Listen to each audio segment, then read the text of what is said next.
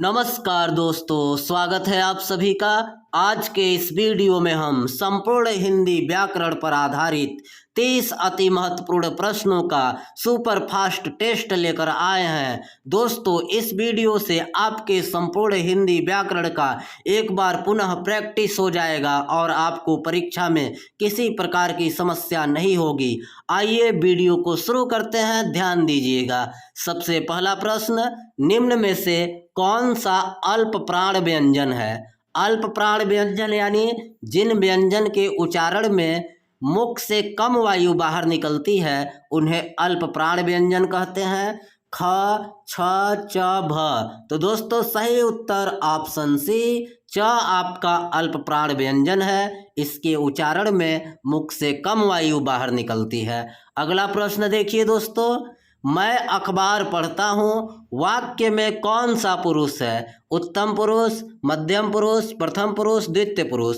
तो दोस्तों याद रखिएगा, जब वक्ता सर्वनाम शब्दों का प्रयोग खुद के लिए करता है तो वहाँ उत्तम पुरुष होता है। यहाँ मैं सर्वनाम शब्द उत्तम पुरुष है, तो ऑप्शन ए उत्तम पुरुष सही उत्तर। अगला प्रश्न दोस्तों, भगवान शब्द का स्त्रीलिंग होगा भगवती, भाग्यवती, भाग्यवान, भगवत। तो दोस्तों याद रखिएगा, अगर शब्द के अंत में वान है या मान है, वान रहेगा तो आपका वती लगेगा।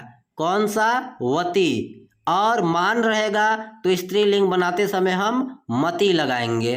तो भगवान शब्द का स्त्रीलिंग क्या हो जाएगा? भाग्यवती। सही उत्तर ऑप्शन बी, क्योंकि अंत में भगवान में वान है तो यहाँ वती हो गया। अगला प्रश्न देखिए दोस्तों, सिर दर्द में कौन सा समास है?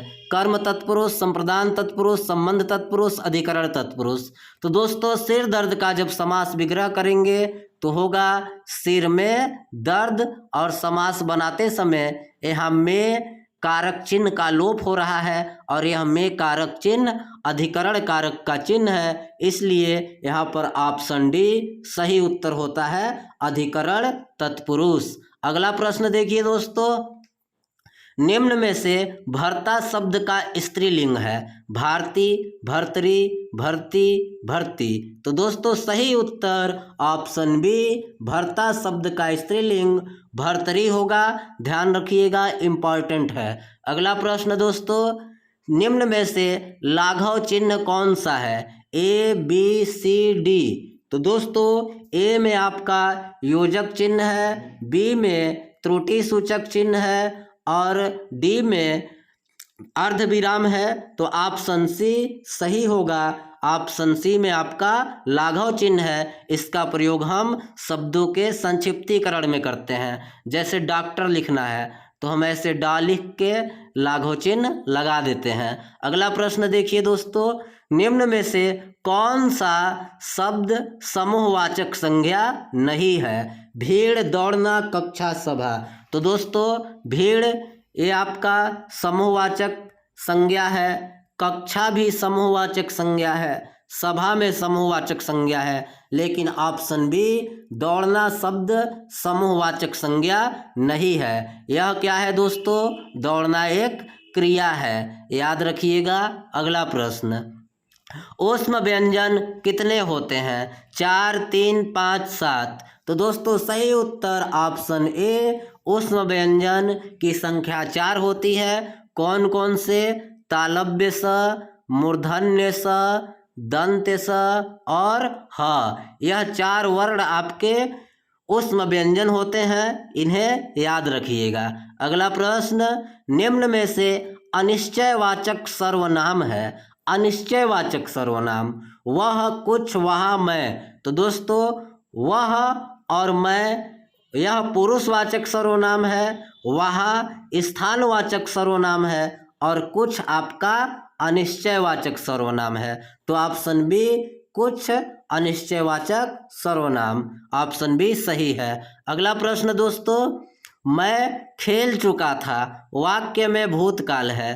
पूर्ण भूतकाल, आसन्न भूतकाल, अपूर्ण भूतकाल, संदिग्ध भूतकाल। तो वाक्य को पहले ध्यान से देखिए, मैं खेल चुका था, इस वाक्य में क्रिया पूरी हो चुकी है, तो सही उत्तर होगा ऑप्शन ए, पूर्ण भूतकाल। सही उत्तर ऑप्शन ए, मैं खेल चुका था। कौन सा वाक्य है? पूर्ण भूतकाल का। अगला प्रश्न दोस्तों, निम्न में से कौन सा शब्द एक वचन है? आंसू, प्राण, दर्शन, आकाश। तो दोस्तों आंसू और प्राण सदैव बहुवचन होते हैं। दर्शन भी आपका बहुवचन है, क्योंकि दर्शन हम अपने से बड़ों का करते हैं और आदर सूचक शब्द बनाने के लिए हम बहुवचन का प्रयोग करते हैं, तो दर्शन भी बहुवचन हो गया।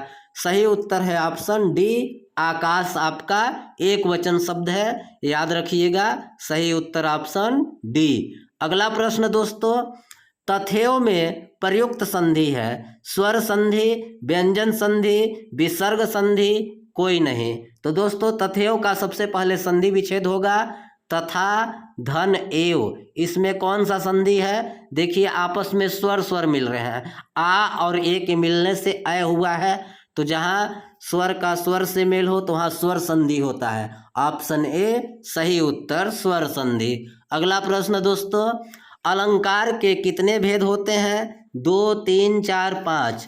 तो दोस्तों ऐसे तो बहुत से लोगों को बस 2 ही मालूम रहता है, शब्दालंकार, अर्थालंकार, लेकिन अलंकार के 3 भेद होते हैं। कौन कौन से? शब्दालंकार, अर्थालंकार और एक होता है उभयालंकार। याद रखिएगा कौन सा? उभयालंकार। तो सही उत्तर कितना हुआ? 3, ऑप्शन बी, अलंकार के 3 भेद होते हैं। अगला प्रश्न दोस्तों, वणिक का तद्भव रूप होगा वरण, वाणिज्य, बनिया, वर। तो दोस्तों सही उत्तर वणिक शब्द का तद्भव रूप बनिया होगा। वणिक तद्भव बनिया। अगला प्रश्न देखिए दोस्तों, निरीश्वर में कौन सा उपसर्ग है? निर, निस, निह, निह। तो दोस्तों निर और ईश्वर, निर में ईश्वर लगने से आपका निरीश्वर शब्द बना है, तो यहाँ पर सही उत्तर कौन सा हो जाएगा? ऑप्शन ए, निरीश्वर में आपका निर उपसर्ग लगा हुआ है। अगला प्रश्न देखिए, निम्न में से किस शब्द में र प्रत्यय है? प्रखर, मकर, ज्वर, मधुर। देखिए सब में र है, लेकिन सही कौन सा है? इसके लिए हम क्या करेंगे? प्रत्यय को हटाकर देखेंगे मूल शब्द का कोई अर्थ निकल रहा है कि नहीं। देखिए प्रखर, इसमें प्रख का कोई अर्थ नहीं होगा, तो ये गलत है। मकर में मक का भी कोई अर्थ नहीं होगा, ज्वर में ज्व का भी कोई अर्थ नहीं होगा, लेकिन मधुर में मधु का अर्थ है, तो मधुर शब्द में र प्रत्यय का प्रयोग हुआ है। ऑप्शन डी सही उत्तर। अगला प्रश्न दोस्तों, निम्न में से अर्ध सममात्रिक छंद है रोला, चौपाई, कुंडलिया, सोरठा। तो दोस्तों सही उत्तर ऑप्शन डी, सोरठा आपका अर्ध सममात्रिक छंद है। इसके पहले तीसरे चरण में 11-11 और दूसरे चौथे चरण में 13-13 मात्राएं होती हैं। रोला आपका सममात्रिक छंद हो जाएगा, क्योंकि इसके प्रत्येक चरण में 24-24 मात्राएं। चौपाई भी सममात्रिक छंद, क्योंकि इसके प्रत्येक चरण में 16-16 मात्राएं। कुंडलिया आपका विषम मात्रिक छंद हो जाएगा, क्योंकि इसमें 4 से अधिक 6 चरण होते हैं। सोरठा आपका अर्ध सममात्रिक छंद है। अगला प्रश्न दोस्तों, संचारी भावों की कुल संख्या है 22, 32, 33, 36। तो दोस्तों रस में संचारी भावों की कुल संख्या 33 निश्चित की गई है, याद रखिएगा।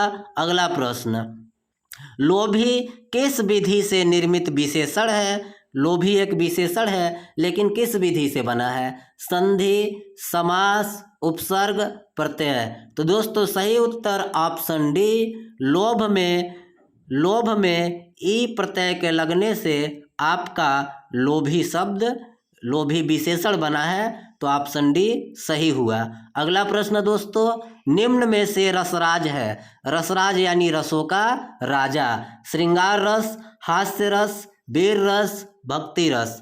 तो दोस्तों सही उत्तर ऑप्शन ए, श्रृंगार रस को रसों का राजा माना जाता है और इसका स्थायी भाव रति होता है, यानी प्रेम। अगला प्रश्न देखिए दोस्तों, जिसे जाना न जा सके वाक्यांश के लिए उपयुक्त एक शब्द होगा। अजात शत्रु, अजात, अज्ञेय, सर्वज्ञ। तो दोस्तों जिसे जाना ना जा सके उसके लिए उपयुक्त एक शब्द अज्ञेय होगा। सर्वज्ञ का मतलब जो सब कुछ जानता है, अजात का मतलब जो जन्म न लिया हो, अजात शत्रु का मतलब जिसका कोई शत्रु जन्म न लिया हो। तो सही उत्तर ऑप्शन सी है, अज्ञेय, जिसे जाना न जा सके। अगला प्रश्न दोस्तों, निम्न में से शुद्ध शब्द कौन सा है? लौकिक, यह अशुद्ध है दोस्तों, यहाँ औ की मात्रा रहेगी, लौकिक होगा। अभुदय, यहाँ ए भी अशुद्ध शब्द है, यहाँ बड़ा ऊ नहीं, लघु ऊ, छोटा ऊ रहेगा। गीतांजलि, ये भी अशुद्ध शब्द है, इसमें गीता धन अंजलि, अंजलि जब गीतांजलि बनेगा तो यहाँ दीर्घ ही लघु ही हो जाएगा, तो यहाँ छोटी ही रहेगा, तो गलत है। ऑप्शन डी गरिष्ठ शब्द बिल्कुल सही है। अगला प्रश्न दोस्तों, लड़का सोता है वाक्य में क्रिया है, सकर्मक, अकर्मक, द्विकर्मक कोई नहीं। तो दोस्तों लड़का सोता है, इस वाक्य में क्रिया है लेकिन कर्म नहीं है, तो सही उत्तर होगा ऑप्शन बी, लड़का सोता है वाक्य में अकर्मक क्रिया है। अगला प्रश्न देखिए दोस्तों, निम्न में से रूढ़ शब्द का उदाहरण है? पुस्तक, अत्याचार, दिया सलाई, दशानन। तो दोस्तों सही उत्तर होगा आपका ऑप्शन ए, पुस्तक आपका रूढ़ शब्द है। रूढ़ शब्द क्या होता है? जिस शब्द के खंडों का कोई सार्थक अर्थ नहीं होता उन्हें रूढ़ शब्द कहते हैं। जैसे देखिए पुस्तक, जब हम इसका खंड करेंगे तो इसके खंडों का कोई अर्थ नहीं होगा। अत्याचार में अति धन आचार, दिया सलाई में दिया और सलाई, दशानन में दस और आनंद। तो सही उत्तर ऑप्शन ए। अगला प्रश्न दोस्तों, अधिक मत बोलो में अधिक शब्द है? पुरुष, अव्यय, क्रिया विशेषण, क्रिया। तो दोस्तों सही उत्तर ऑप्शन सी, अधिक शब्द क्रिया विशेषण है, क्योंकि यह क्रिया की विशेषता बता रहा है।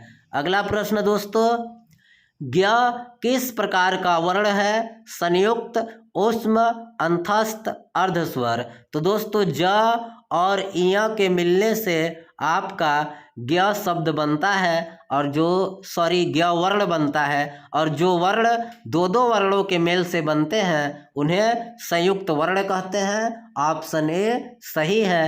हिंदी में 4 संयुक्त वर्ण होते हैं, ज्ञ, ज्ञ और ज्ञ, श्र, छ, त्र, यह 4 वर्ण आपके संयुक्त व्यंजन होते हैं। अगला प्रश्न, आपकी यात्रा मंगलमय हो वाक्य है? इच्छावाचक, आज्ञावाचक, संकेतवाचक, विधानवाचक। तो दोस्तों आपकी यात्रा मंगलमय हो, ऐसी इच्छा व्यक्त की जा रही है, तो इस वाक्य में इच्छावाचक वाक्य है, याद रखिएगा ऑप्शन ए सही है, क्योंकि इस वाक्य में इच्छा व्यक्त की जा रही है। अगला प्रश्न दोस्तों, जिन शब्दों के अंत में उ आता है उन्हें कहते हैं इकारांत, उकारांत, आकारांत कोई नहीं। तो दोस्तों जिस शब्द के अंत में उ आएगा उसे उकारांत कहते हैं। जैसे मधु, मधु के अंत में उ है तो यह आपका क्या हुआ? उकारांत। ऑप्शन बी सही उत्तर। अगर शब्द के अंत में ई आ जाए तो इकारांत हो जाएगा, आ जाए तो आकारांत।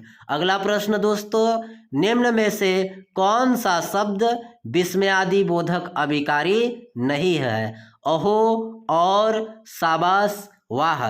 तो दोस्तों सही उत्तर ऑप्शन बी, यह आपका विस्मयादि बोधक अव्यय नहीं है, और बाकी अहो विस्मयादि बोधक अभिकारी है, शाबाश भी विस्मयादि बोधक अभिकारी है, वाह भी है, लेकिन और नहीं है। अगला प्रश्न दोस्तों, नीर, नीड़ शब्द युग्म का सही अर्थ है?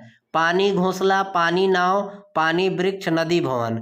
तो दोस्तों नीर का मतलब पानी होता है और नीड़ का मतलब घोंसला, जैसे नीड़ का निर्माण फिर से हरिवंश राय बच्चन की रचना है।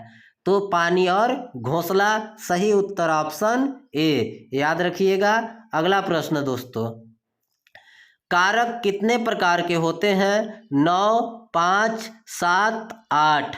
तो दोस्तों सही उत्तर ऑप्शन डी, हिंदी में 8 प्रकार के कारक होते हैं। अगर वीडियो अच्छा लगा होगा तो लाइक कीजिएगा, साथ ही चैनल को सब्सक्राइब कीजिएगा और हिंदी व्याकरण का प्लेलिस्ट चैनल पर पड़ा है, वहां से जाकर वीडियो को देख लीजिएगा। धन्यवाद दोस्तों।